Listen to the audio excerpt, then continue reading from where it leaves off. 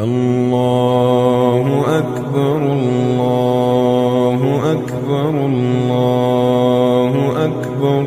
سیدنا ابو ہریرہ رضی اللہ تعالیٰ عنہ سے روایت ہے کہ رسول اللہ صلی اللہ علیہ وسلم نے فرمایا، من غدا الی المسجد او راح اعد اللہ له نزلہ فی الجنت کلما غدا او راح۔ کہ رسول اللہ صلی اللہ علیہ وسلم فرماتے ہیں کہ جو شخص صبح کے ٹائم یا شام کے وقت مسجد کی طرف آتا ہے تو اللہ تعالیٰ اس کے لیے اپنے ہاں جنت میں مہمانی کا سامان تیار فرماتے ہیں، جب بھی صبح کو جائے یا شام کو جائے۔ یہ مسلمانوں کے لیے ایک بہت بڑی خوشخبری ہے کہ اللہ کے نبی صلی اللہ علیہ وسلم فرماتے ہیں کہ آپ جب مسجد کے لیے آتے ہو تو اللہ تعالیٰ آپ کا میزبان بنتا ہے اور تم اللہ کے مہمان بن کے آتے ہو۔ جیسے یہ پیغمبر کریم نے عرف کے اعتبار سے، ماحول کے اعتبار سے ہمیں بات کو سمجھایا۔ اگر میزبان ہوں اور آپ کے پاس کوئی مہمان آئے تو آپ کتنے قدر اس کے ساتھ محبت کرتے ہو، آپ خوش ہوتے ہو، اس کے اوپر آپ اپنی خوشی کے مطابق اس پر خرچ کرتے ہو، اس کا دل خوش کرنے کی کوشش کرتے ہو، اور اگر اسی کو کوئی تنگ کرے، کوئی رکاوٹ بنے، کوئی طعنہ دے تو آپ کو برداشت نہیں ہوتا۔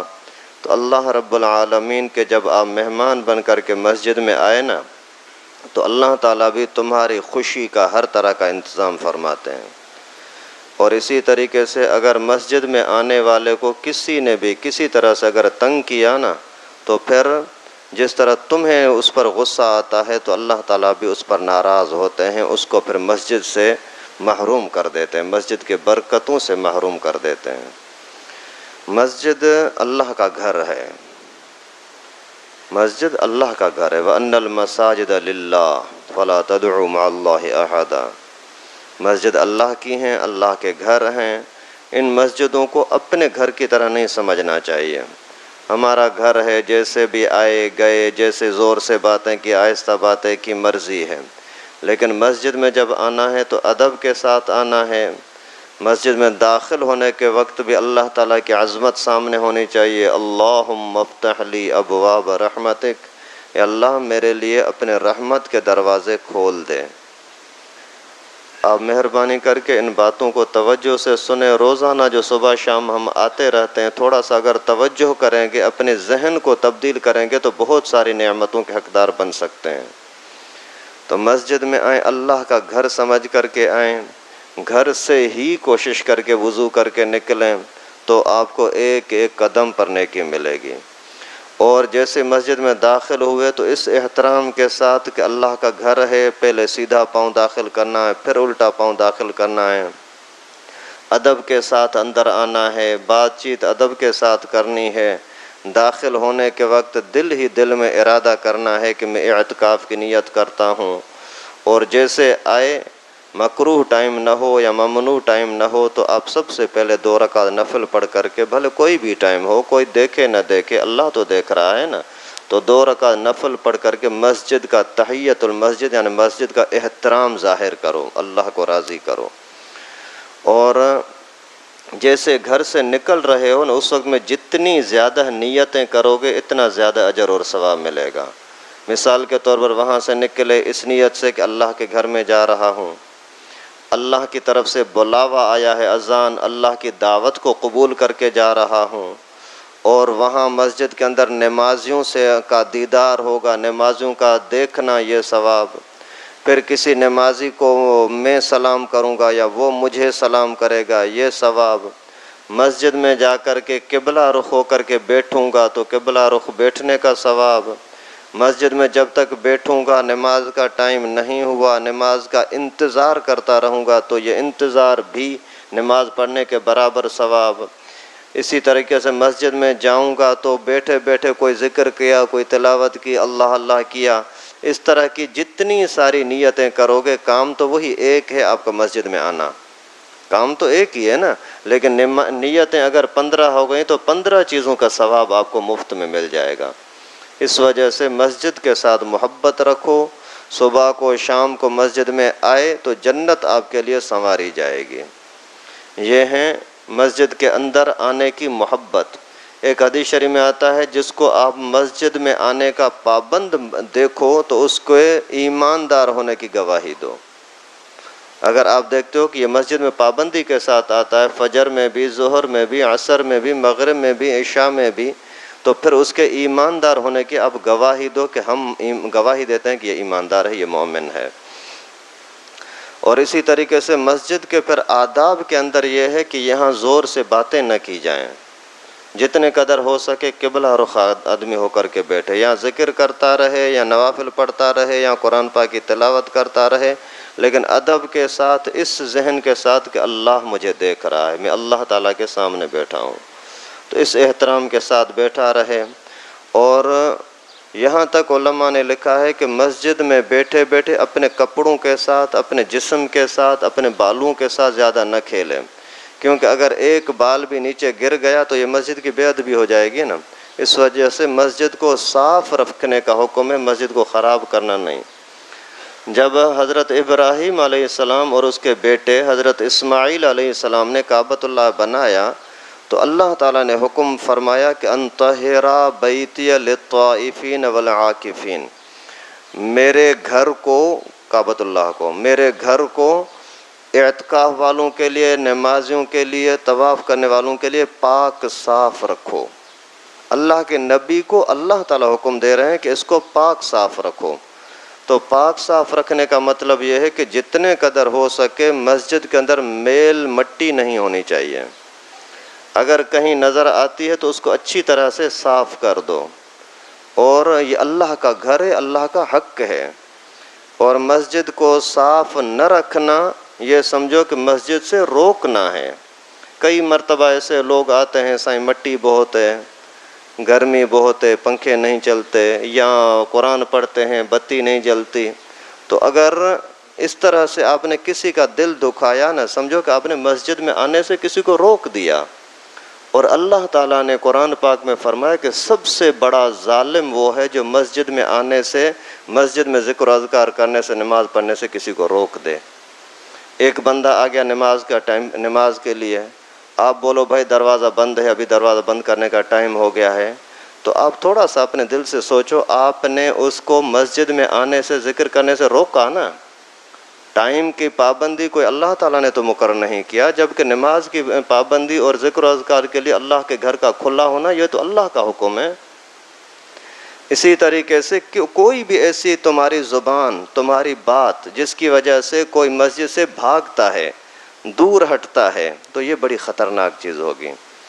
کبھی کبھار جہالت کی وجہ سے، بے سمجھی کی وجہ سے لوگ اس طرح کے بھی کفریہ لفظ کہہ دیتے ہیں کہ جس کو آنا ہے آئے، نہیں آنا بھلے چلا جائے۔ نعوذ باللہ، یہ کتنی خطرناک بات ہے، اللہ معاف فرمائے۔ جب اللہ تعالیٰ نے اگر پوچھ لیا کہ تو نے میرے مسجد میں آنے والوں کو ایسا کہا تھا تو ہم کیا جواب دیں گے؟ تو اللہ تعالیٰ نے فرمایا ان طہرا بیتی للطائفین والعاکفین، آپ میرے گھر کو صاف ستھرا رکھو۔ اللہ کا گھر صاف ہونا چاہیے، یہ نہ کہ کوئی بولے یار مسجد میں بدبو آ رہی ہے، یا پھر یہ گندگی ہے، صفائی نہیں ہے، کپڑے خراب ہو جاتے ہیں، یہ ہوتا ہے۔ یہ آخر کیوں؟ کیا اتنے بندے، 100 بندے، 200 بندے مل کر کے ہر ایک اپنا گھر صاف کر سکتا ہے، اور 200 بندے مل کر کے ایک اللہ کے گھر کو صاف نہیں کر سکتے؟ آخر اس طرح سے ہم اللہ کے گھر کے ساتھ کیوں کرتے ہیں یار؟ جس گھر کو بنانے کی وجہ سے جنت میں گھر بنتا ہے، من بنا للہ مسجدن بن اللہ لہ بیتن فی الجنہ، جو اللہ کے گھر کو بناتا ہے اللہ تعالیٰ اس کے لیے جنت کے اندر اس کا گھر بناتے ہیں۔ اور اس وجہ سے ہر بندہ لازماً کچھ نہ کچھ اللہ کے گھر کو بنانے کی کوشش کرے، جو بھی کر سکتے ہو۔ کوئی سیمنٹ دے سکتے ہو، کوئی نقد پیسے دے سکتے ہو، کوئی صفائی کر سکتے ہو، کسی نہ کسی طریقے سے مسجد کو بنانے کی کوشش کریں۔ ایک بزرگ نے واقعہ لکھا ہے کہ ایک شخص تھا، وہ یہاں سعودیہ کے اندر، ایک بندے نے بولا کہ میں مسجد پوری بناؤں گا۔ اس نے پوری بڑی محبت کے ساتھ اللہ کے لیے مسجد بنائی۔ قرآن پاک کا حکم ہے انما یعمر مساجد اللہ من آمن باللہ والیوم الآخر۔ مسجدیں وہ بناتا ہے جس کا دل میں ایمان ہو اور قیامت پر یقین ہو، وہ مسجد بناتا ہے۔ یعنی مسجد کو محبت سے بنانے والے کا گواہ رسول اللہ صلی اللہ علیہ وسلم ہے کہ یہ ایماندار ہے۔ تو خیر اس بندے نے مسجد بنائی اور اسی نے بولا کہ سارا 100% خرچہ میں دوں گا، اور اسی طریقے سے وہ مسجد بن گئی۔ جیسے مسجد بن گئی تو پھر اس کو ایک خواب آیا، خواب میں اس کو بتایا گیا کہ تیرے لیے بھی مسجد کی وجہ سے اللہ تعالیٰ نے جنت کا فیصلہ کر دیا، اور جس اور نے تعاون کیا اس کے لیے بھی اللہ تعالیٰ نے جنت کا فیصلہ کر دیا۔ یہ حیران ہو گیا کہ یہ تو پوری میں نے بنائی ہے اور کسی نے تعاون کیا ہی نہیں ہے۔ تو سوچا، پھر بولا ویسے ہی خواب ہوگا۔ دوسری مرتبہ دوبارہ جو خواب آیا تو پھر پریشان ہوا، پھر ان سے انجینئروں سے ان سے پوچھا بھائی کیا مسئلہ ہے، کسی اور سے تعاون لیا ہے؟ بولا ہاں، ایک مرتبہ کام چل رہا تھا، اچانک سیمنٹ کم ہو گیا تو اس محلے کے بندے نے ایک بوری سیمنٹ کی دی تھی، تو پھر جا کر کے اس کو بولا کہ اسی مسجد بنانے والے نے بولا یار آپ نے یہاں سیمنٹ لگایا تھا؟ بولا ہاں۔ بولا کہ اس کے مجھ سے پیسے لے لے۔ بولتا ہے نہیں مجھے ضرورت نہیں ہے۔ بولا کتنے کی بوری لی تھی؟ بولا مجھے لینا ہی نہیں ہے، کتنے کو کیا کرو گے؟ اس نے بولا کہ آپ کو 10,000 ریال دیتا ہوں، لے لو۔ بولا بھائی مجھے نہیں لینا۔ بولا کہ 10 لاکھ ریال دیتا ہوں۔ بولا بھائی مجھے نہیں لینا، اب کیوں میرا ٹائم ضائع کر، تو بس چھوڑو۔ تو پھر جب اس نے بہت زیادہ اصرار کیا تو پھر اس نے بولا کہ بھائی جو خواب تو نے دیکھا ہے نا وہ میں نے بھی دیکھا ہے۔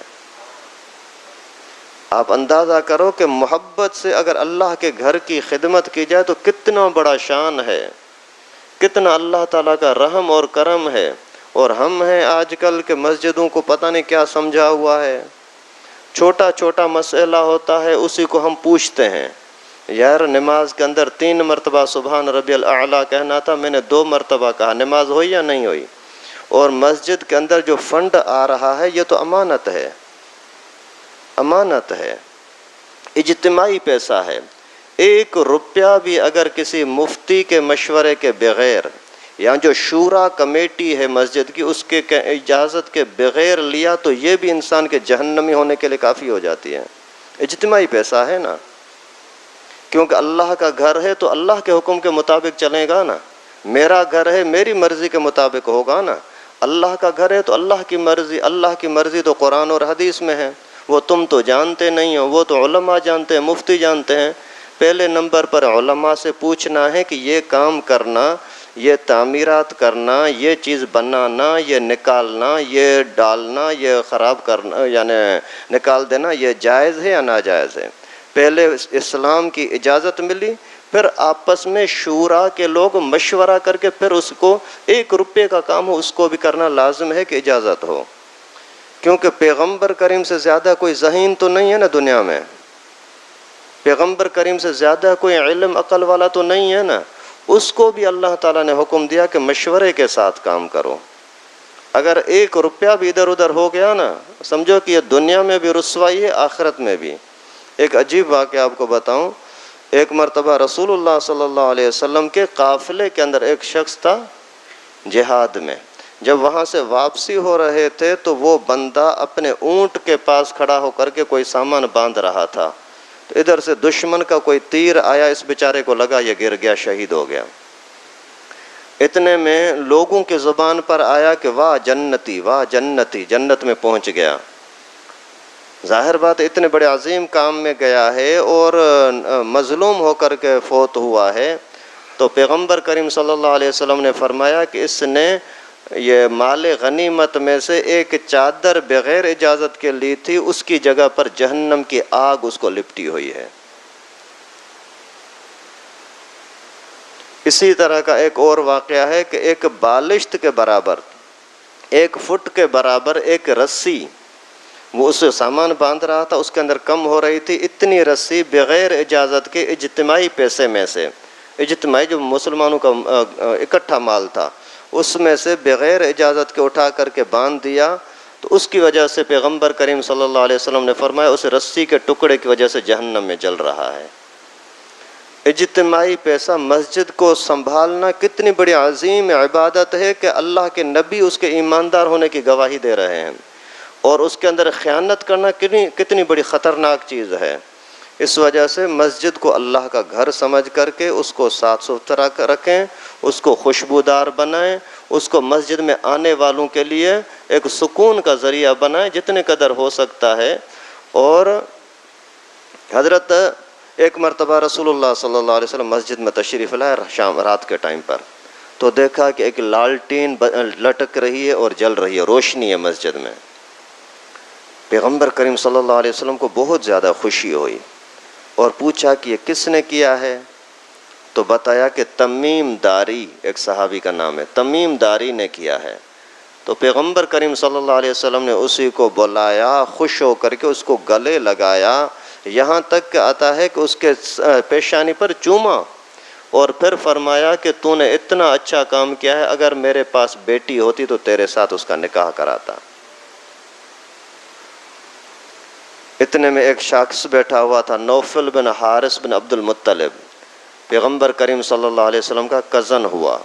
اس نے عرض کیا کہ اللہ کے رسول، میری بیٹی موجود ہے، اگر آپ اجازت دیں تو میں وہ نکاح کے لیے دیتا ہوں۔ پیغمبر کریم صلی اللہ علیہ وسلم نے اسی مجلس میں اس کا نکاح کرا دیا۔ مسجد کو روشن کرنا یعنی مسجد کو صاف ستھرا رکھنا، مسجد کے انتظامات کرنا کتنا بڑا کام ہے کہ رسول اللہ صلی اللہ علیہ وسلم اس کے لیے اتنی بڑی تمنا ظاہر کر رہے ہیں۔ اس وجہ سے مسجدوں کو اللہ کے واسطے اللہ کا گھر سمجھو، مشورے کے ساتھ چلاؤ، زیادہ سے زیادہ اس کو یعنی فائدہ مند بناؤ، مسجد کو آباد کرنے کی کوشش کرو، برباد کرنے کی نہیں، نفرت دلانے کی نہیں کہ جس کو آنا ہے آئے، نہیں آنا بھاگ جائے، نکل جائے۔ یہ بڑے خطرناک لفظ ہیں۔ کوئی دنیا کا بندہ کوئی آپ کو بھلے شاباش کہہ دے، لیکن اللہ تعالیٰ کی نظر میں یہ الفاظ بڑے خطرناک ہیں، بڑے خطرناک ہیں۔ وَمَنْ أَظْلَمُ مِمَّنْ مَنَعَ مَسَاجِدَ اللَّهِ أَنْ يُذْكَرَ فِيهَا اسْمُهُ۔ اس سے بڑا ظالم کون ہو سکتا ہے جو کسی بھی طرح سے مسجد کے اندر رکاوٹ بنے اور ان کو باہر نکالنے کی کوشش کرے؟ تو جن لوگوں کو جو بھی طاقت ہے، کچھ نہ کچھ تو ہر بندہ مسجد کو آباد کرنے کی کوشش کرے۔ اگر اللہ نے بہت دیا ہے تو نئی نئی مسجدیں بناؤ، جہاں ضرورتیں ہیں وہاں مسجدیں بنانے کی کوشش کرو، اللہ آپ کو بڑھا کر دے گا۔ اللہ تعالیٰ بڑا کرم نواز ہے۔ حضرت پیر شیخ ذوالفقار دامت برکاتہم العالیہ، انہوں نے ایک واقعہ اپنا بتایا۔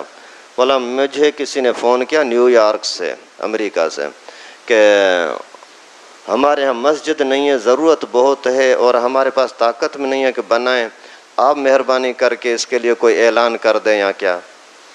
تو حضرت نے فرمایا کہ کس جگہ، یہ وہ سارا تفصیل پوچھا، پھر فلاں فلاں جگہ پر۔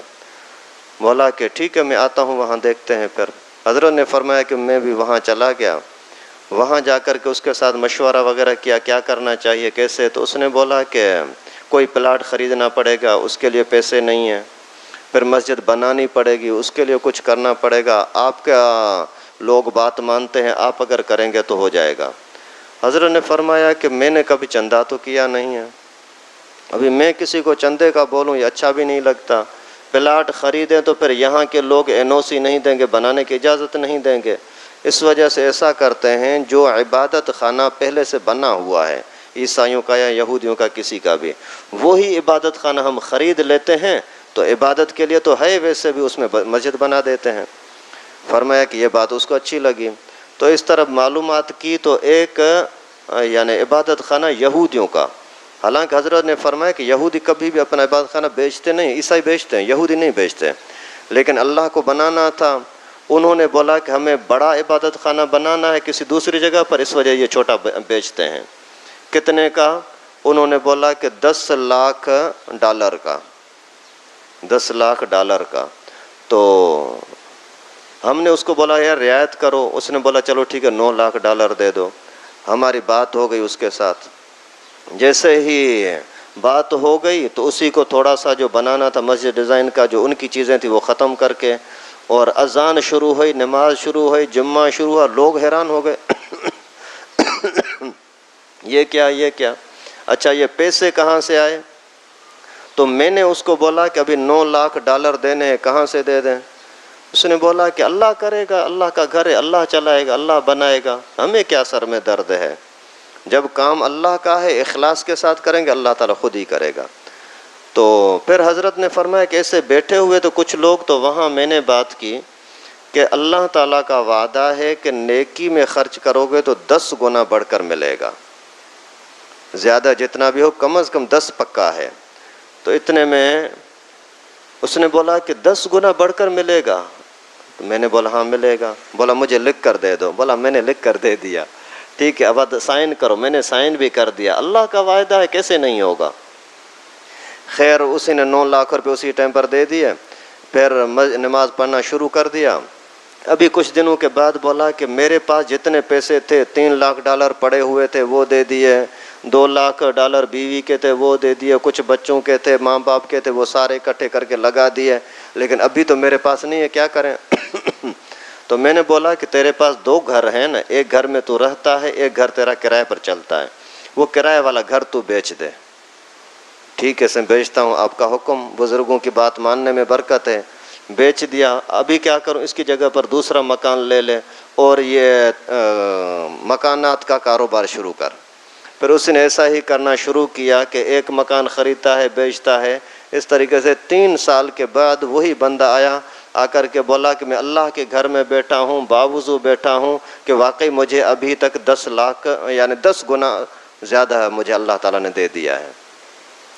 تو اللہ کا گھر بنانے کی کوشش کرو، جو بن چکے ہیں ان کو آباد کرنے کی کوشش کرو، جس بھی طاقت کے جس حیثیت سے آپ کو طاقت ہے، صفائی کرنے کی طاقت ہے صفائی کرو، پنکھا لگانے کی طاقت ہے وہ لگاؤ، کوئی پانی کم ہو گیا ہے وہ لگاؤ، پانی کی لائن میٹھا نہیں آ رہا اس کے لیے کوئی ذہن بناؤ، کوئی ترتیب بناؤ، کوئی اس کے لیے کوشش کرو۔ جتنے قدر آپ مسجد کے ساتھ محبت کرو گے اتنا اللہ تعالیٰ آپ کے گھروں کو آباد کرے گا۔ اللہ تعالیٰ سے دعا ہے کہ اللہ رب العالمین ہم سب کو مسجدوں کو آباد کرنے کی توفیق نصیب فرمائے، مسجدوں کو اللہ کا گھر سمجھنے کی توفیق نصیب فرمائے۔ جو ہم سے کمی کوتاہی ہوتی ہے مسجد کے معاملے میں اللہ تعالیٰ ہماری معاف فرمائے، آئندہ بچنے کی توفیق نصیب فرمائے۔ وآخر دعوانا ان الحمد۔ لائک کریں ہمارے چینل کو اور سبسکرائب کریں اور بیل آئیکن کو دبانا نہ بھولیں۔